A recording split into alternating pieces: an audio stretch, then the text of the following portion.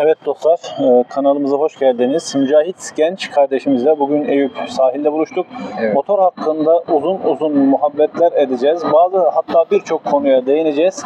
Evet Mücahit kardeşim, motor alalı yaklaşık 3 hafta oldu diyelim. 3 hafta oldu. Senin bu motoru tercihteki amacın neydi?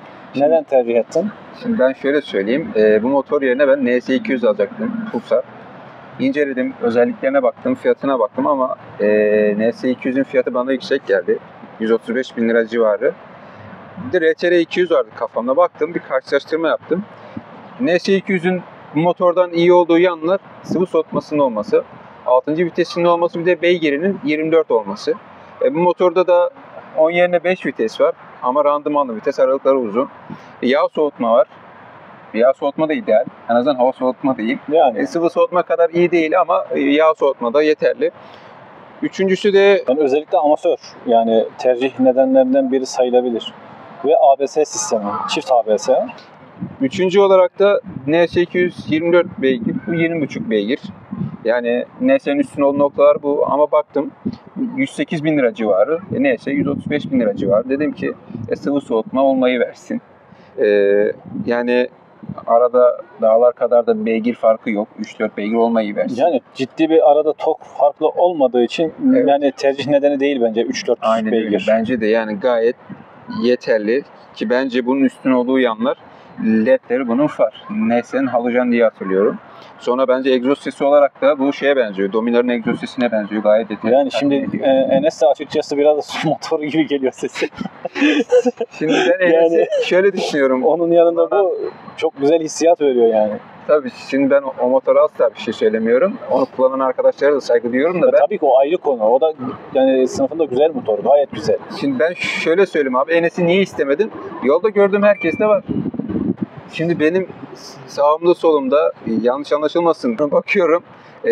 Sağda solda 16 yaşındaki 17 yaşındaki adam da kullanıyor. 45 yaşındaki adam da kullanıyor. Çok güzel bir motor ama baktım herkeste olan bir şey. Yani bir de el ayağa düşmüş gibi değil mi? Herkesin elinde var. Şey, ya uzun ömürlü motor, güzel motor eyvallah ama ben dedim herkeste olan şey bende olmasın. Biraz farklı, değişiklik olsun ki bunun mat rengi çok güzel bence. Neyse o konuda kusura bakmasın.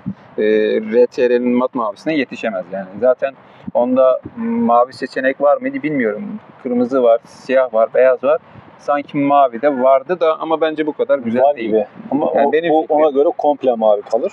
Bazı yerlerinde var diye hatırlıyorum.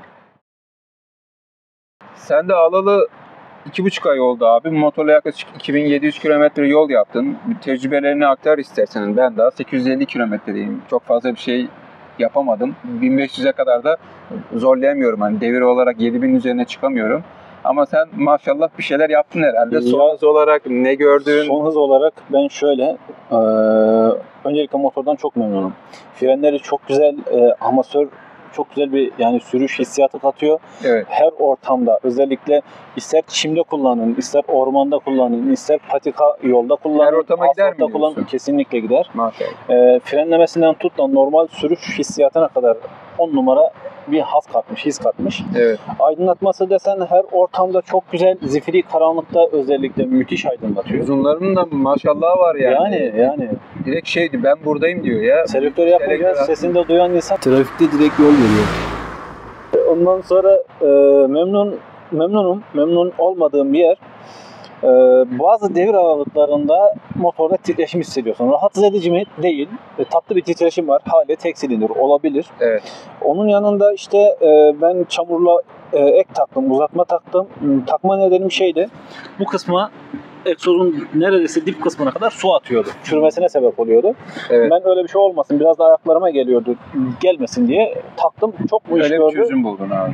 Egzoza gelmiyor en azından. Ayaklarım ufaktan yine geliyor ama en azından Evet. egzoza gelmiyor. Son hız olarak ne gördün abi? Hız olarak ben bunda uzunca bir yoldan Yeniköprü'den bir kardeşle dostun yanına gittik. Uzun süredir göremediğimiz bir dostumuz vardı. Motorda 2 kişiydiniz. 2 kişilik çok tatlı bir yokuş. Aslında yokuş bile denmez. Rampa mı? Rampa da değil. Yani şöyle söyleyeyim, ben şuradaki hafif tatlı yokuş var ya. Yokuş da denmez. Böyle bir şey. Hafif rampa gibi bir şey. Yani rampa da denmez ama rampa diyelim biz. 2 kişi tapa gazı gittim. 154'ü gördüm. O esnada yüksek hızı görünce bir animasyon çıkıyor ya. Animasyon çıktı, sanırım bir 5-10 saniye ekranda kaldı. Ben zaten onu görünce direkt gaz kestim. O esnada yani 2-3 kilometre daha gitti motor ama 154'ü gördüm. 154. Yani açıkçası o noktada çok güzel. Tek kişi olsam o hızı çok rahat görecek ama şöyle de bir durum yaşadım ben.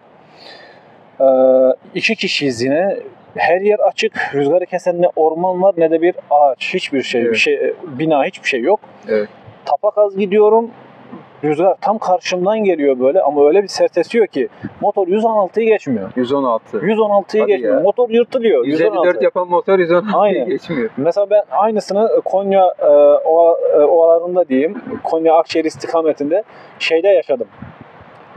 Açık, yine etrafımız açık, bir tane bina yok, orman yok böyle. Tapagaz gidiyorum.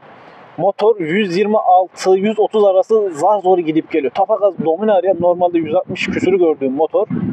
Yani orada 130'u görmedi ya. Orada biraz şey, Yani yırttım motoru, görmedi. çıplak olduğu için full rüzgar Aynen. alıyor. Bir de Çok onda rüzgar alıyorsun. Evet. Böyle motorda yani memnun olmadığım biraz daha tork olsaydı, özellikle bir en azından bir 2-3 Newton daha olsaydı, Yani bu 18 yerine 21 olsaydı diyorsun. yani beygir de lazım tabii ki öyle bir şeyde ama tork o bayağı lazım bana açıkçası. Ama fiyatına göre gayet iyi. idare Tabii ki ediyor. yani Güzel fiyatına bir göre şey. verdiği özellikleri kıyasladığımızda ve bunun karşısındaki motorlara baktığımızda, özellikle NS grubu, sonra neydi o? Evet, Euro X Volus 4 ver dostlar. Onun normalde parça kalitesi, döküm kalitesi şöyle uzaktan baktığında daha güzel görünüyor açıkçası. Yani bundan daha iyi hissiyat veriyor görünüşte. Evet, evet. Ama onun da bazı arıza sıkıntıları var.